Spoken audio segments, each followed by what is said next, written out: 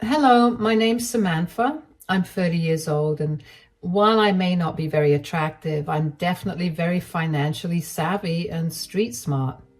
Well, at least that's how I like to look at it, considering I came out of the divorce completely unscathed while my ex-husband is now struggling. I first met Rick at a work event. I was new at my job, feeling nervous and out of place. Rick was charming and handsome with a smile that could light up a room.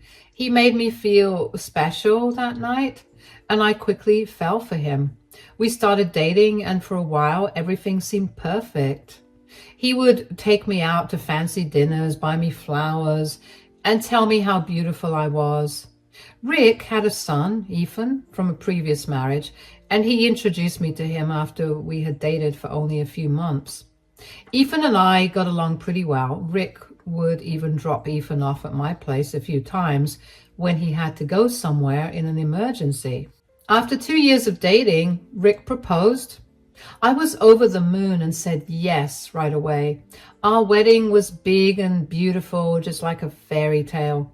I thought I was the luckiest woman in the world, but things changed quickly after we got married.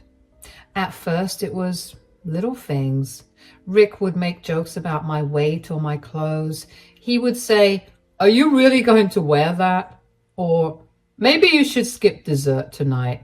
I tried to laugh it off. I thought that he was just saying those things as a joke and that he didn't mean to hurt me. I mean, who would purposely insult their spouse that way? But the comments kept coming and they got meaner. Other than that, Rick's work became more demanding and he seemed stressed all the time. He would come home late. Most times he would not even bother with calling me to inform me about staying out late. I would cook his favorite meals whenever I felt like he deserved a break, just trying to make things easier for him. But he would barely acknowledge my efforts. One time, I remember planning a surprise dinner for him on our anniversary. I cooked his favorite dish and set the table with candles and flowers.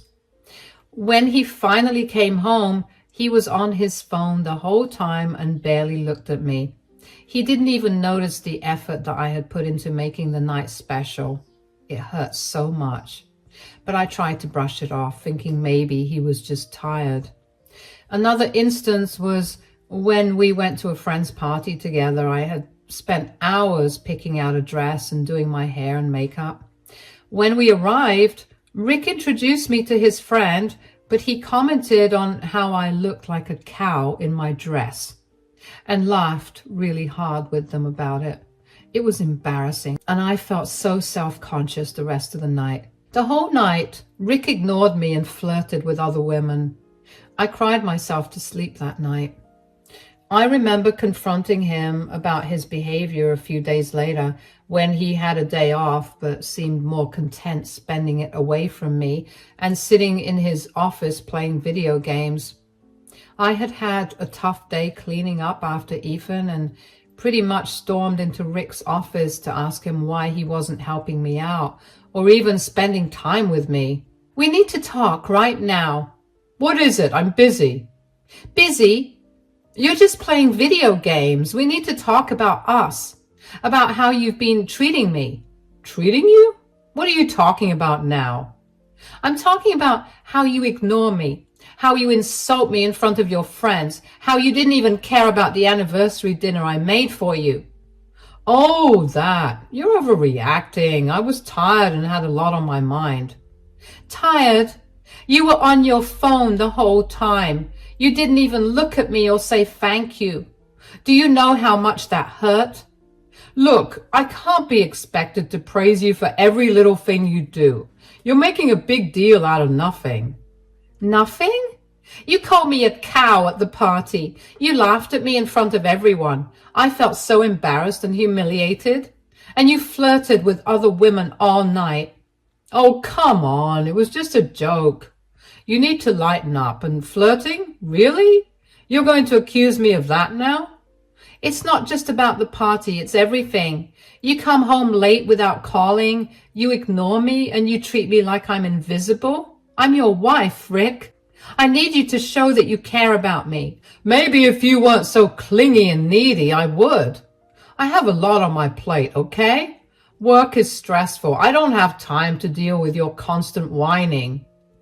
Whining? Is that what you think I'm doing?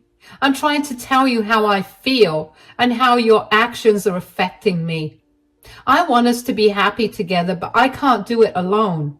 Well, maybe you should just try harder.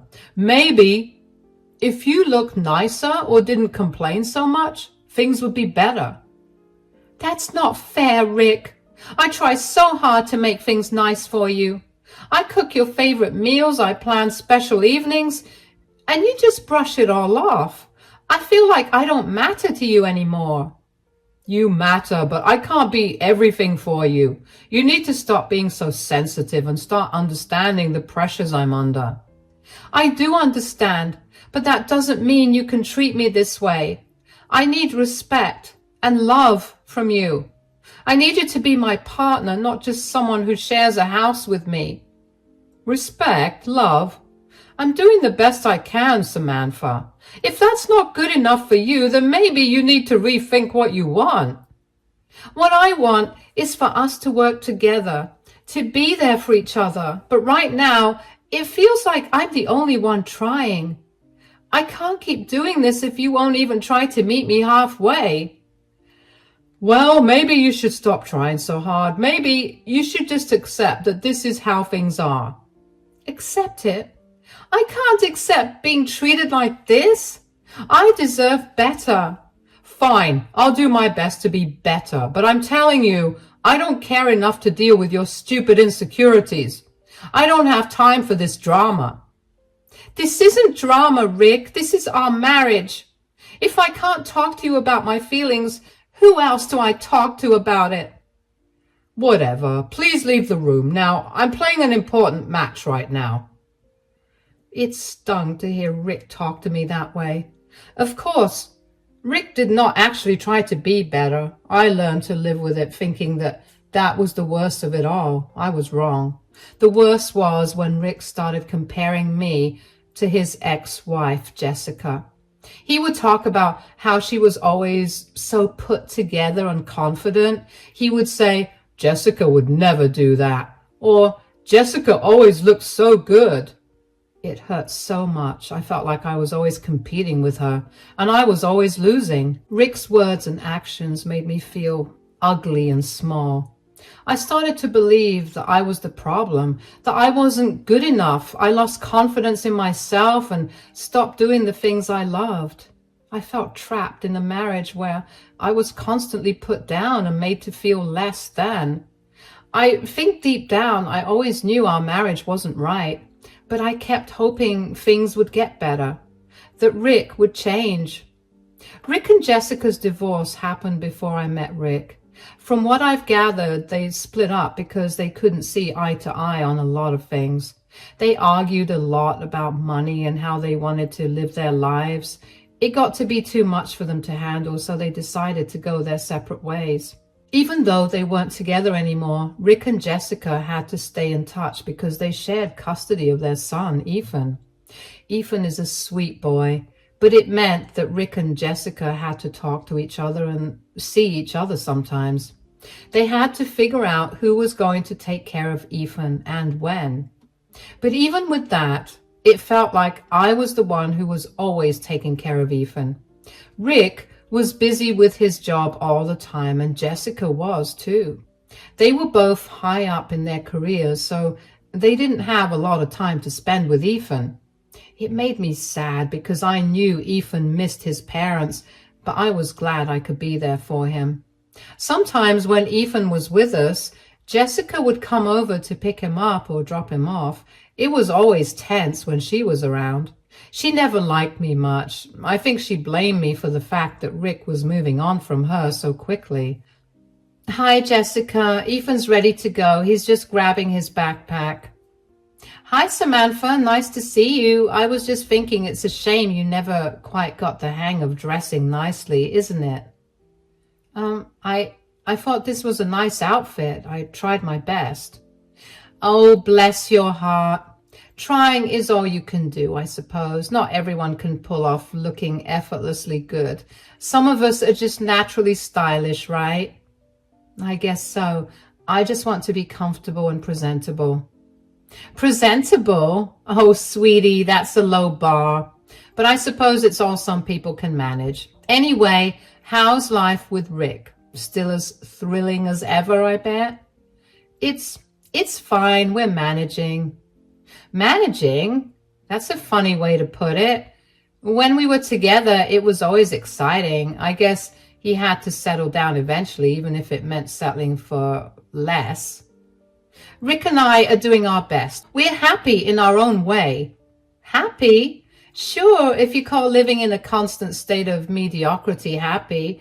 I suppose it's all about perspective. But hey, at least Ethan gets to see what a real woman looks like when he's with me. I try to be a good role model for him. I don't think that makes me any less of a woman. He's my stepson who I care for more than you and Rick combined. Let's be real, Samantha. You're just playing house. Ethan knows who the real mom is, and it's certainly not you. But nice try, though. I just want him to feel loved and supported. That's what's important to me.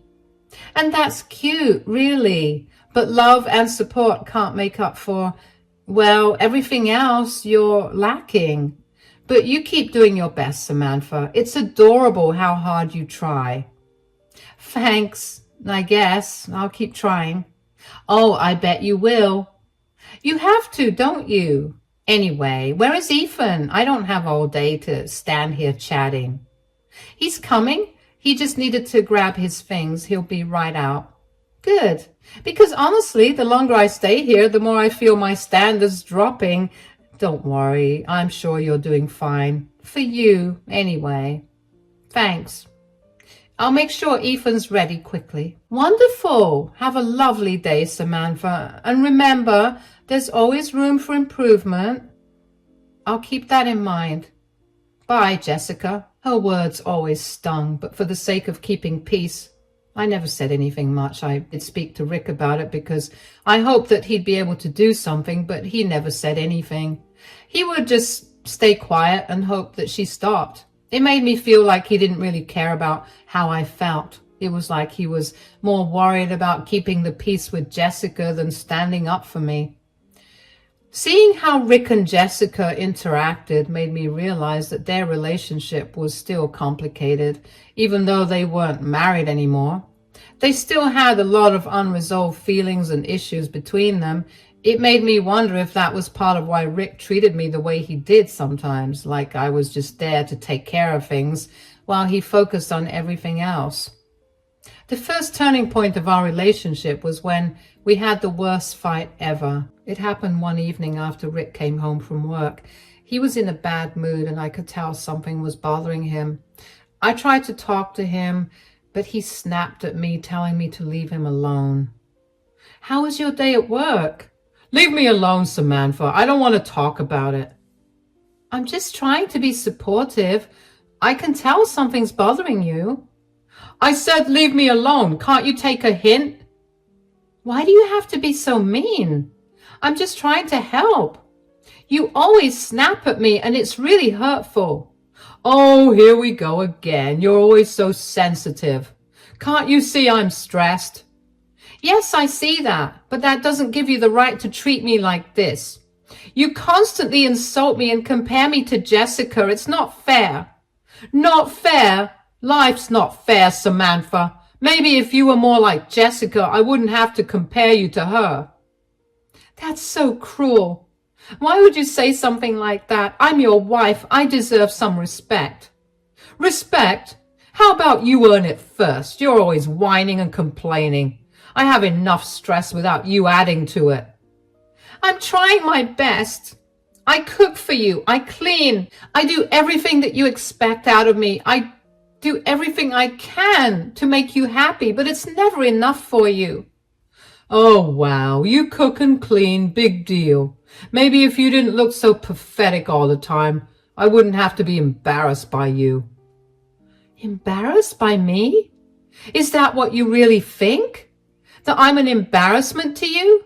Yes, I do. You never dress nicely, you don't take care of yourself, and you constantly nag. I regret marrying you, Samantha. Sometimes I wish you would just disappear. How can you say that? I've given everything to this marriage, and you treat me like I'm nothing. You never appreciate anything I do. Maybe because what you do isn't worth appreciating. I'm tired of your whining. Just leave me alone. I just want us to be happy. I want us to work together and support each other, but you keep pushing me away. Maybe because I don't want you around. You're a burden. I'm done talking about this. If that's how you really feel, then maybe we need to rethink our marriage. I can't keep living like this. Finally, something we agree on. Maybe you should rethink things. Maybe then you'll realize how lucky you are to have me. No, Rick. I think it's you who will realize how much you've lost. I'm done being treated this way. I deserve better. Good luck finding it, Samantha. You're not going to do any better than me. We'll see about that, Rick. We'll see. His words cut deep, and I felt my heart break.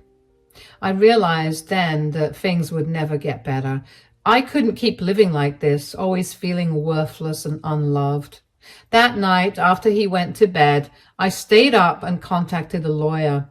The next day, I started the process of filing for divorce. It was the hardest decision I ever made, but I knew it was the right one. I deserved better, and it was time to take control of my life. However, once I had the divorce papers in my hand, I chickened out. I felt like I had made that decision in anger, and I didn't want to ruin things for Rick. He was going through a hard time, and divorcing him would mean kicking him and Ethan out of the house. I didn't want that for them, so I hid the divorce papers and forgot about them until a month later, which was when the second turning point happened and the final straw of our relationship broke. Just to give you a little background first, Rick worked as a marketing executive at a big company. His job was to come up with ideas to help companies sell their products.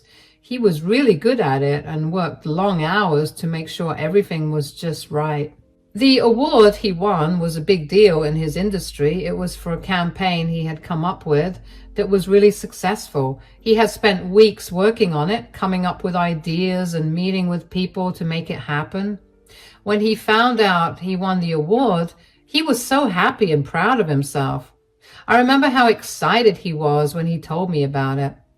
Guess what? I won the award, the big one for the marketing company. Really? That's amazing. Oh my God, tell me all about it. So remember that campaign I was working on for weeks? The one where I came up with all those new ideas to sell the product? Well, it was a huge success. The company loved it, and it got so much attention. That's fantastic. I know how hard you worked on that. You must be so proud. I am. It feels so good to be recognized for my ideas and all the effort I put in. And there's going to be an event next week to give out the award, and I can bring a +1. That's wonderful. You really deserve it, Rick. You've been working so hard. I really did. I stayed late at the office, had so many meetings, and kept pushing for the best ideas. It all paid off. This award is a big deal in the industry, and it's going to look great on my resume. I'm so proud of you. It sounds like you put everything into this project. Absolutely. And the best part is everyone at the company is so impressed with what I did. It feels amazing to be in the spotlight. You deserve it. All that hard work is finally getting the recognition it deserves.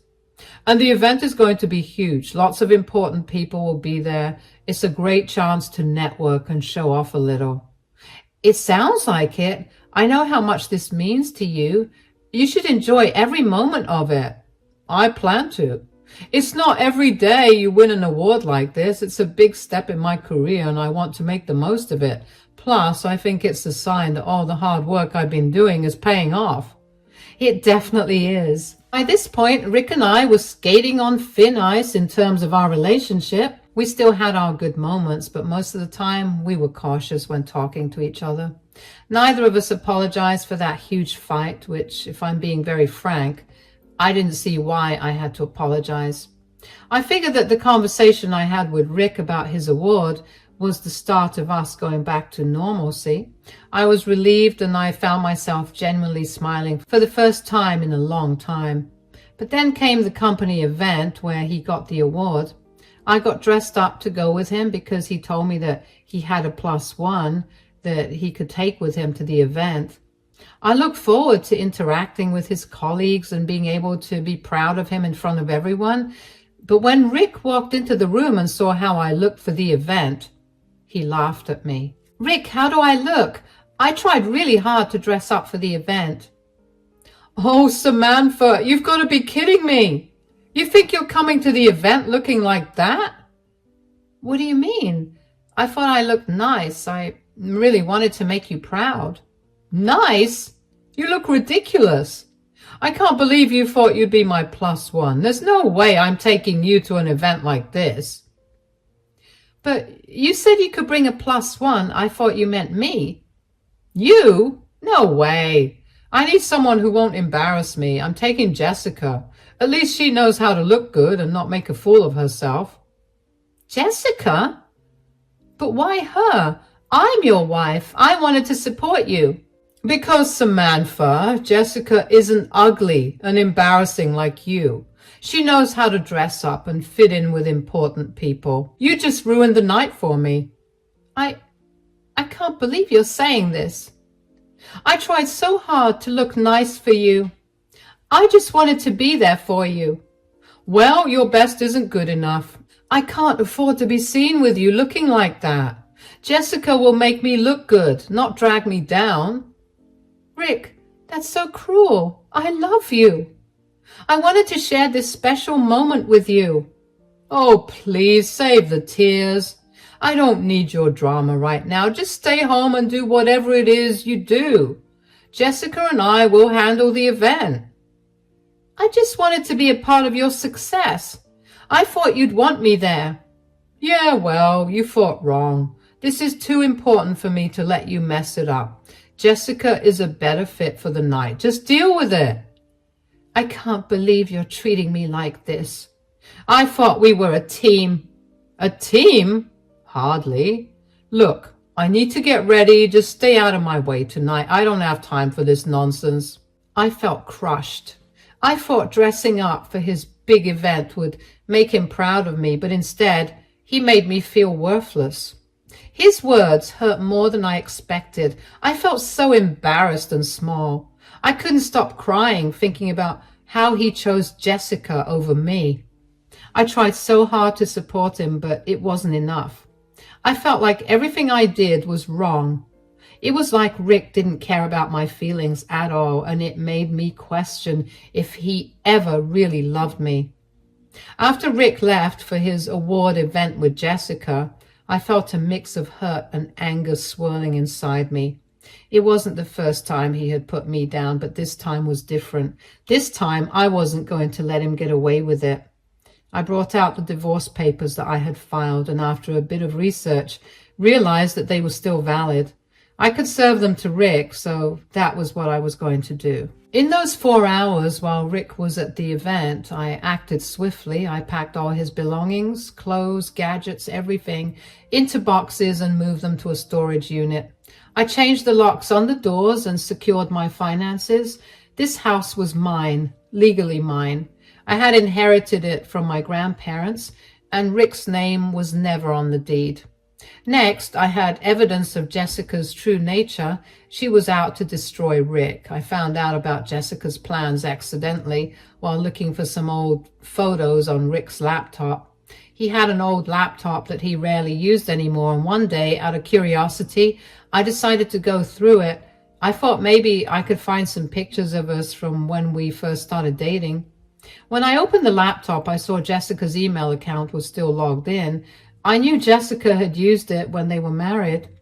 I know it's not right to snoop, but I needed to understand why she was treating me so badly. I searched through her emails for a few minutes without finding anything, and then there it was. Emails and messages where Jessica was bad-mouthing Rick to her friends and colleagues.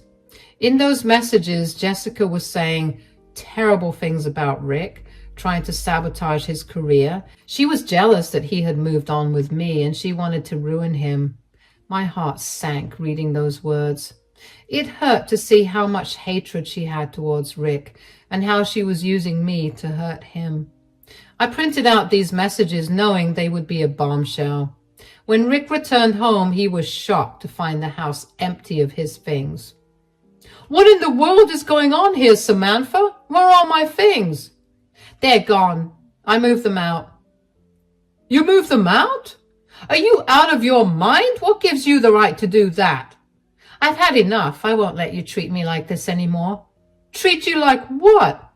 You're the one who's been impossible to live with. I just went to one event without you. Here, I filed for divorce."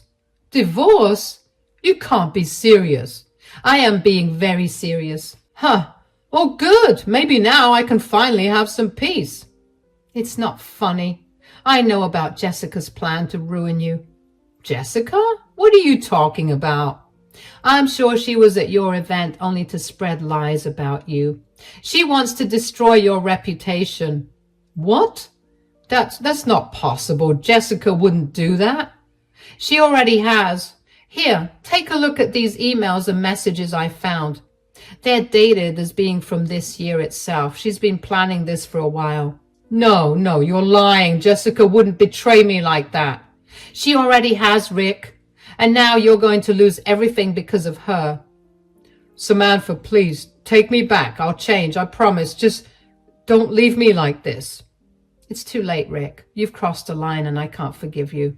"Please, Samantha, I love you. I need you. I'll do anything." "You should leave, Rick. This is no longer your home." "Fine. You'll regret this, Samantha. You'll see." "Maybe, but I won't regret standing up for myself. Goodbye, Rick." "You'll regret this, Samantha. You'll regret this." The emotions I felt were a whirlwind.